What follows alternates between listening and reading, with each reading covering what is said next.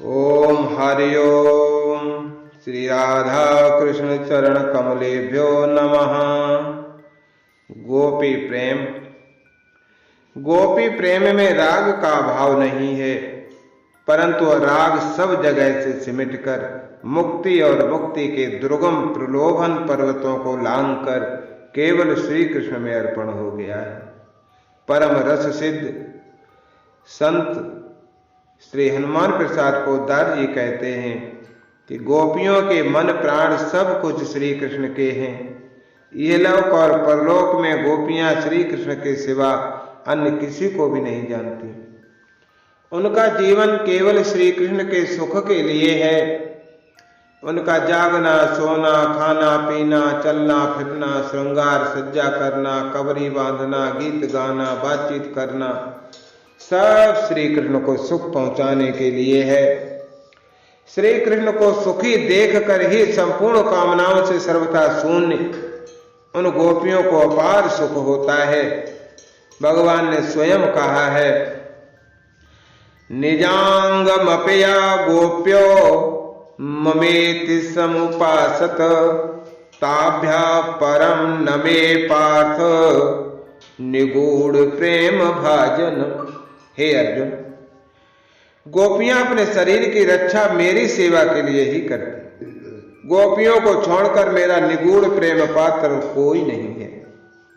यहां यह प्रश्न होता है कि सुख समुद्र विज्ञानानंद घन भगवान को सुख पहुंचाना कैसा? क्या गोपियों के द्वारा ही भगवान को सुख मिलता है? भगवान क्या स्वयं सुख संदोह नहीं है? क्यों नहीं? शक्तिमान भगवान की ही ऐलादनी शक्ति तो श्री राधिका जी है। वे शक्ति को अपनी बंसी धुन द्वारा सदा अपनी ओर खींचते रहते हैं।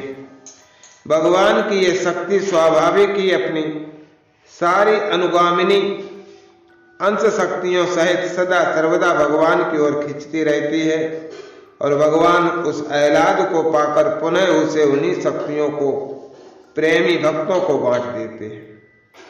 भक्त भगवान की बांसुरी की धुन, भगवान का आह्वान सुनकर घर द्वार की सुध भुलाकर प्रमत्त होकर अपना सर्वस्व निछावर कर भगवान को सुखी करने के लिए दौड़ता है और भगवान उसकी दी हुई सुख की भेंट को स्वीकार करते हैं और फिर उसी को लौटा देते हैं।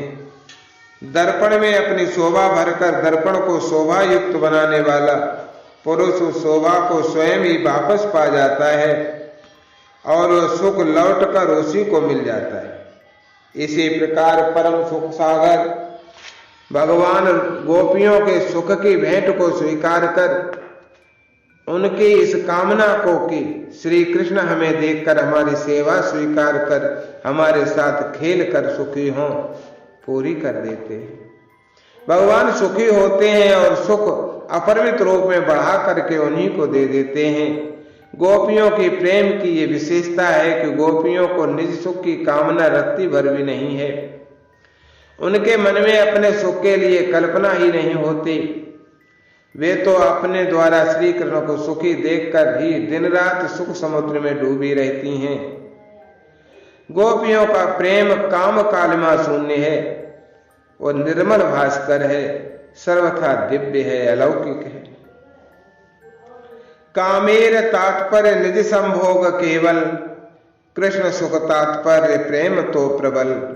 लोक धर्म वेद धर्म देह धर्म कर्म लज्जा धैर्य देह सुख आत्म सुख मर्म। सर्व त्याग करे करे कृष्णेर भजन कृष्ण सुख हेतु करे प्रेमेर सेवन। अतएव काम प्रेमे बहुत अंतर काम अंधतम प्रेम निर्मल भास्कर। काम और प्रेम में बड़ा ही अंतर है। हम विषय विमोहित जीव काम को ही प्रेम मानकर पाप पंख में फंस जाते हैं। काम जहर मिला हुआ मधु है, प्रेम दिव्य सुरगीय सुधा है। काम थोड़ी ही देर में दुख के रूप में बदल जाता है। प्रेम की प्रत्येक कसम में ही सुख सुधा का स्वाद मिलता है। काम में इंद्रिय तृप्ति इंद्रिय चरितार्थता है, प्रेम में तन्मयता है, प्रीतम सुख की नित्य प्रबल आकांक्षा है। काम में इंद्रिय तृप्ति सुख रूप देखने पर भी परिणाम में दुख रूप ही है। प्रेम सदा अतृप्त होने पर भी नित्य परम सुख रूप है। काम खंड है, प्रेम अखंड है। काम क्षयशील है, प्रेम नित्य वर्धनशील है। काम में विषय तृष्णा है, प्रेम में विषय विस्मरण है। काम का लक्ष्य विषय है, आत्म तृप्ति है। प्रेम का विषय पूर्ण त्याग है और चरम आत्म विस्मृति है। यथार्थ प्रेम से ही काम का नाश हो जाता है। यदि प्रेमी अपने प्रेमास्पद को सुख पहुंचाने की इच्छा को कामना ही मानता है और समस्त इंद्रियां, मन और बुद्धि एकमात्र प्रेम मुखी होने से उसे कामना ही कहते हैं, परंतु शुद्ध प्रेम यथार्थ में काम नहीं है। गोपियों के प्रेम का नाम काम होने पर भी वो असल में काम नहीं किंतु शुद्ध प्रेम है। महान भगवत भक्त उद्धव सरी के महात्मा इसी काम नामक प्रेम की अभिलाषा करते हैं, क्योंकि गोपियों में निजेंद्रिय सुख की इच्छा है ही नहीं। वे तो श्री भगवान को भगवान समझकर ही अपने सकल अंगों को अर्पण कर उन्हें सुखी करना चाहती है। श्री चैतन्य चरितामृत में इन विषयासक्त शून्य श्री कृष्ण गत प्राणा गोपियों के संबंध में लिखा है कि निजेंद्रिय सुख हेतु कामेर तात्पर्य कृष्णेर सुखेर तात्पर्य गोपी भाव वर्य। अपना तन मन धन रूप यौवन लोक परलोक सबको श्री कृष्ण की सुख सामग्री समझकर श्री कृष्ण के सुख के लिए ही शुद्ध अनुराग करना ही पवित्र गोपी भाव है। इस गोपी भाव में मधुर रस की प्रधानता है। रस 5 होते हैं।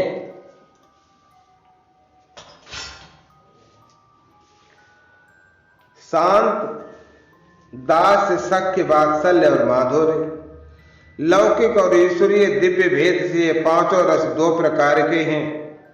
लौकिक प्रेम भी उपर्युक्त 5 प्रकार का है और दिव्य प्रेम भी 5 प्रकार का है, परंतु इन 5 में मधुर रस कांता प्रेम सबसे ऊंचा है, क्योंकि इसमें शांत, दास, सख्य, वात्सल्य ये चारों ही रस विद्यमान है।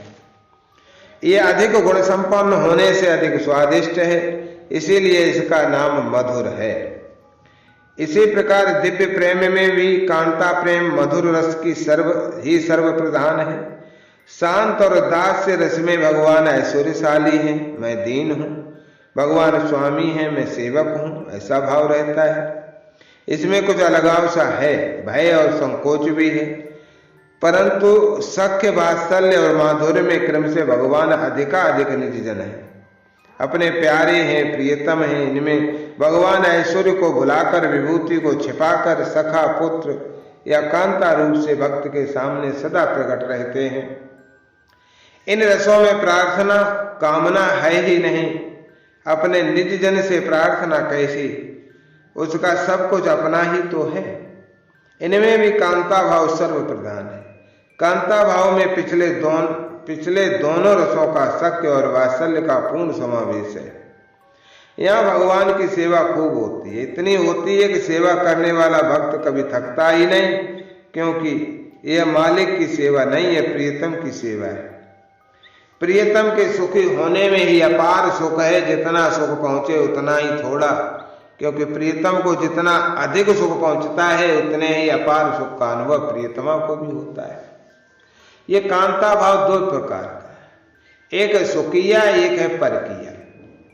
लौकिक कांता भाव में परकिया भाव त्याज्य है, घृणित, क्योंकि उसमें अंग संग रूप काम वासना रहती है और प्रेमास्पद जार मनुष्य होता है।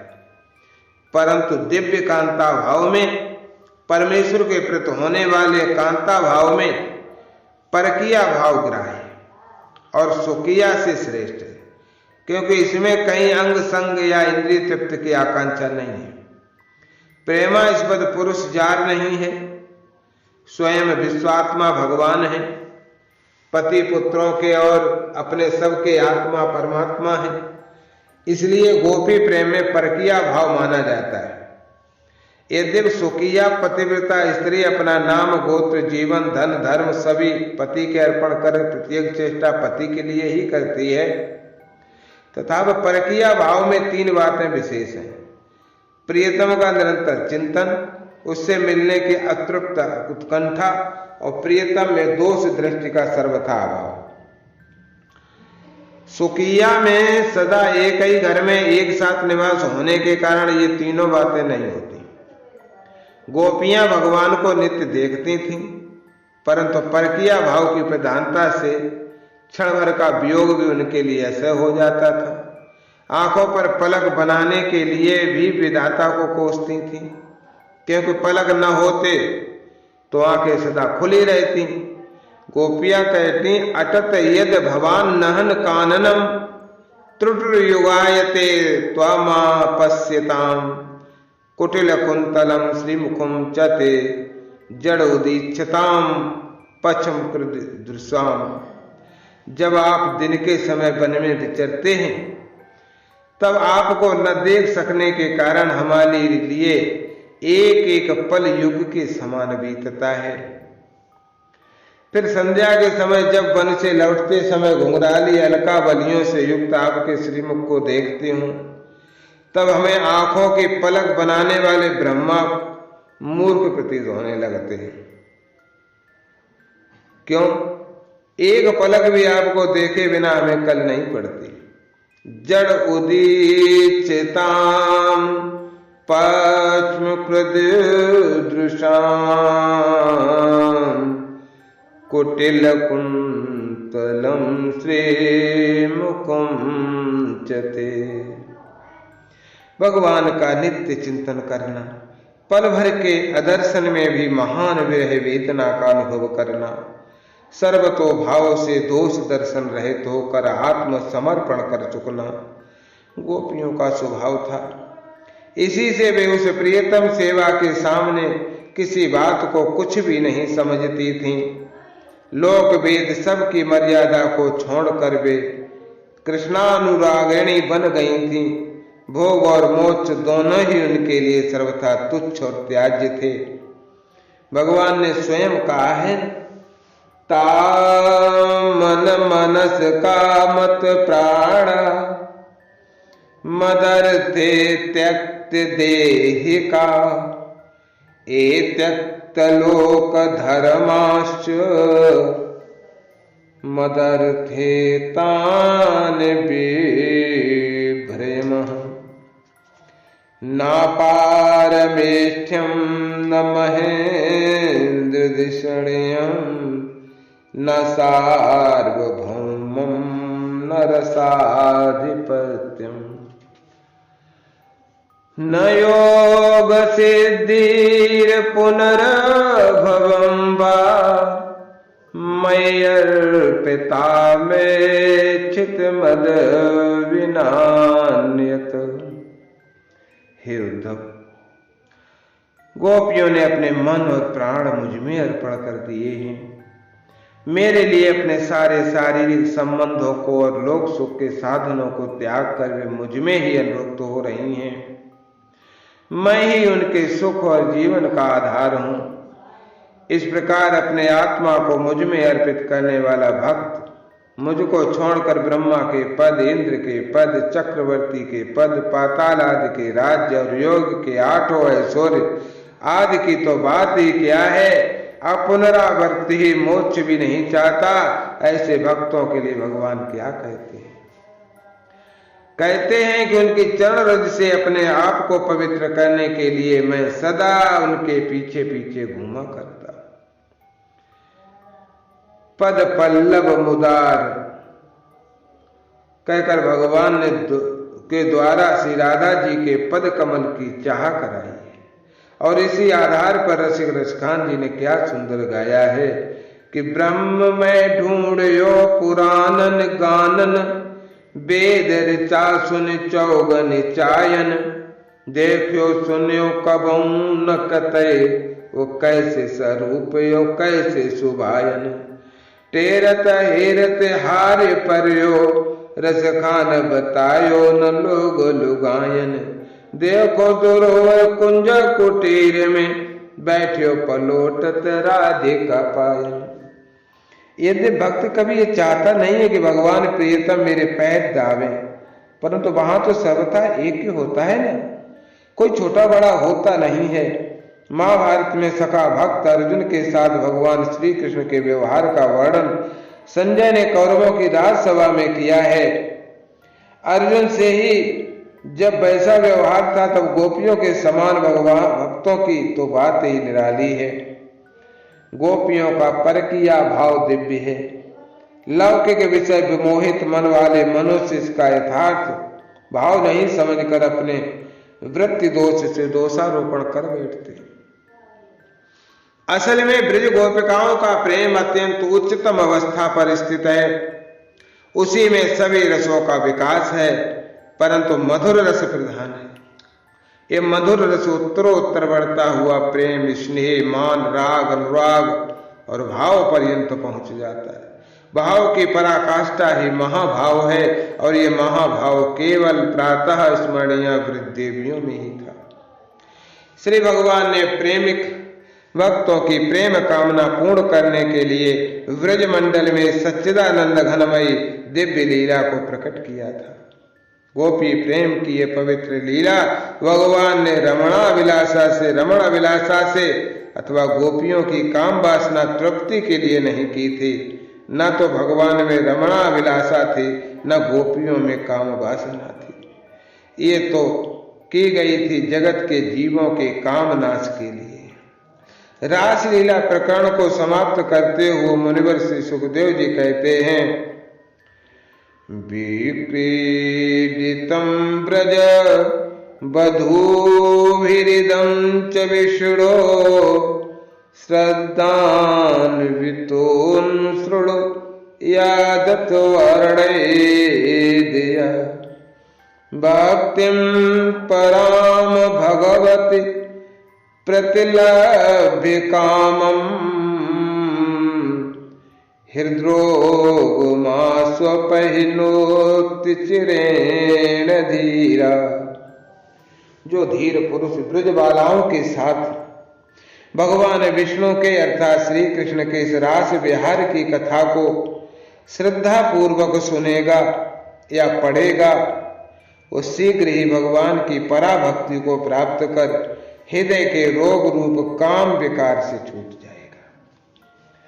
तो जिस लीला के भली भांति समझकर श्रद्धा पूर्वक सुनने और पढ़ने से ही हृदय रोग काम विकार नष्ट होकर पराभक्ति प्राप्त होती है, तो उस लीला के करने वाले नायक श्री भगवान और उनकी प्रेयसी नायिकाएं गोपिकाओं में काम विकार देखना या कलुषित मानवीय विचार की कल्पना करना काम विमोहित विषयासक्त मनुष्यों के बुद्धि दोष का ही परिणाम है। ब्रज लीला परम पवित्र है, इस बात को प्रेमी जन भली भांति जानते हैं, और इसी से नारद सदृश देव ऋषि और शिव सदृश महान देव उसमें सम्मिलित होने की वांछा से गोपी भाव में दीक्षित होते हैं।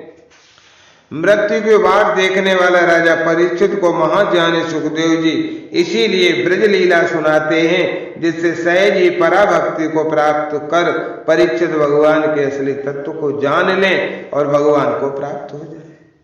भगवान श्री कृष्ण ने ज्ञान निष्ठा के सामने से पराभक्ति प्राप्ति का क्रम और उसका फल बतलाते हुए कहा था, बुद्धिया विशुद्धिया युक्तो धृत्यात्मानं नियम्य च शब्दादीन विषयां त्यक्त्वा राग द्वेषौ विदुष्य च विभक्ति सेवी लघ्वासी भक्त वाक्काय मानसा ध्यान योगो परो नित्यम वैराग्यम समुपाश्रितः अहंकारं बलम दर्पम कामं क्रोधम परिग्रहं विमुच्चिन्न मम शांतो ब्रह्मभूयाय कल्पते। ब्रह्मभूता प्रसन्नात्मा न शोचति न कांचते समः सर्वेषु भूतेषु मद्भक्तिं लभते पराम भक्त्या माम अभिजानाति यावनश्चास्मि तत्त्वतः ततो माम तत्त्वतो ज्ञात्वा विशते तदनंतरम्।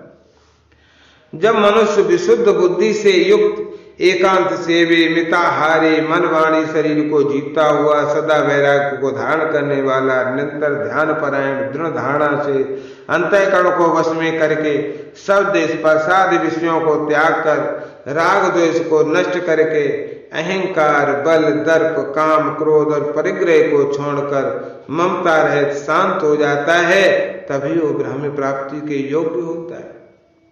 फिर ब्रह्मभूत होकर सदा प्रसन्न चित्त रहने वाला वह न किसी वस्तु के लिए शोक करता है और न किसी वस्तु की आकांक्षा ही करता है, और सब प्राणियों में समभाव से भगवान को देखता हुआ उसे मेरी पराभक्ति प्राप्त होती है।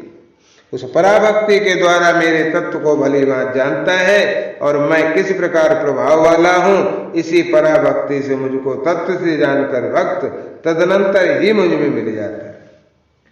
तो ध्यानपूर्वक देखा जाए तो गोपियों में उपयुक्त सभी बातें पूर्ण रूप से थी। विशुद्ध बुद्धि का इससे बढ़कर और क्या सबूत हो सकता है कि वो सदा भगवान श्री कृष्ण में ही लगी रहे।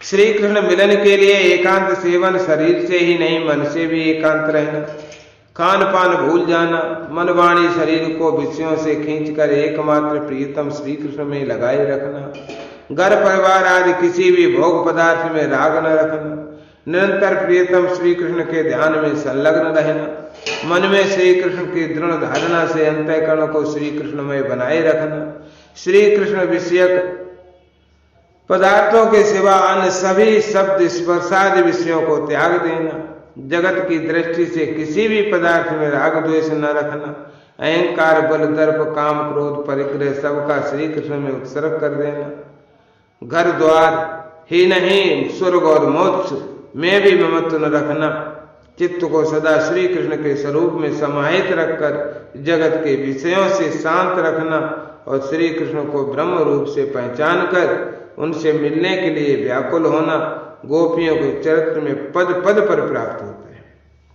इसके सिवा उनका नित्यानंदमयी होकर सांसारिक पदार्थों की प्राप्ति या प्राप्ति में हर्ष शोक से रहित होना और सर्वत्र श्री कृष्ण को सब प्राणियों में देखना भी प्रसिद्ध ही है। साधकों को दीर्घ काल के महान साधन से प्राप्त होने वाली ये बातें गोपियों में स्वाभाविक है।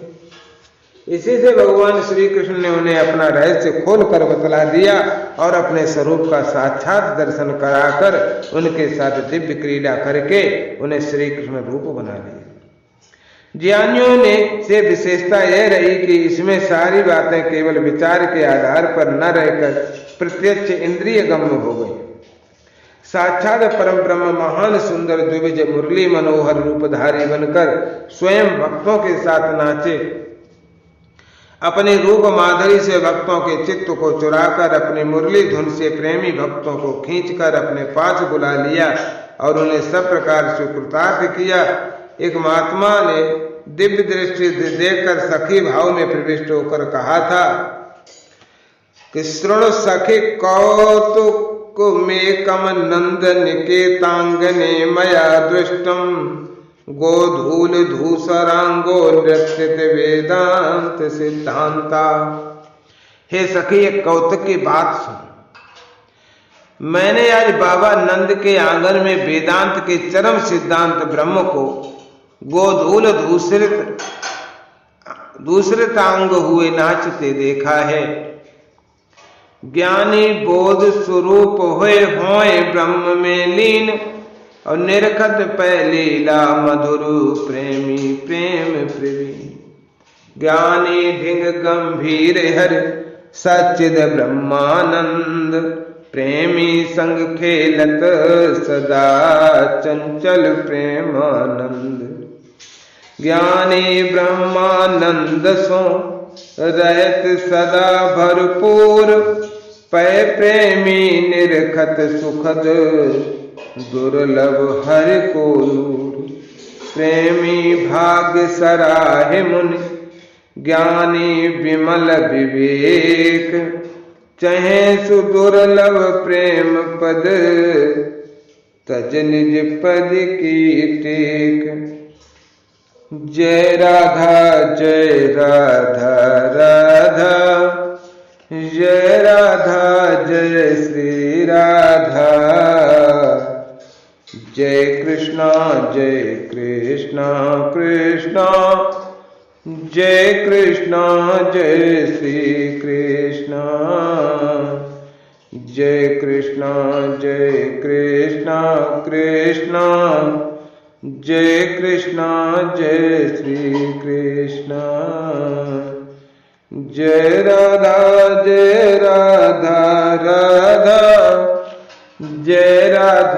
जय श्री राधा